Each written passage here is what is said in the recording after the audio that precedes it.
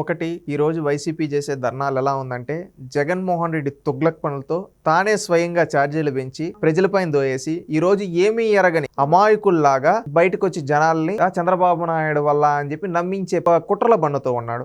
ఒకటి, చంద్రబాబు నాయుడు గారు ఎన్నికల్లో ఒక మాట ఇచ్చారు, మా ప్రభుత్వం వచ్చిన నాటి నుండి ఒక్క రూపాయి కూడా మేము పెంచమని. దానికి తగ్గట్టుగా ఈరోజు ఒక్క రూపాయి కూడా తెలుగుదేశం ప్రభుత్వం ఏర్పడిన తర్వాత ఒక్క రూపాయి కూడా ప్రజలపైన భారం వేయడానికి ఎలాంటి సిఫార్సులు కానీ ఎలాంటివి కానీ చేయలేదు.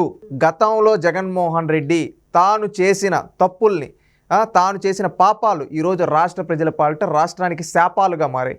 ఎందుకంటే గతంలో మీరు చూస్తే చంద్రబాబు నాయుడు గారు 2014 నుంచి 19 వరకు ఆ రోజు అంతకుముందు గతంలో రాష్ట్ర విభజన నాడు లోటు ఉన్న విద్యుత్ని సర్ప్లస్ లేక తీసుకొని వచ్చి మనమే పక్క రాష్ట్రాలకు అమ్మే స్థాయిలో నిలబెట్టాడు చంద్రబాబు నాయుడు గారు విద్యుత్ సంస్కరణలు తీసుకొని వచ్చి. కానీ జగన్మోహన్ రెడ్డి 2019లో ప్రభుత్వం ఏర్పడిన తర్వాత అంతకుముందున్న పీపీఎల్ రద్దు చేశాడు.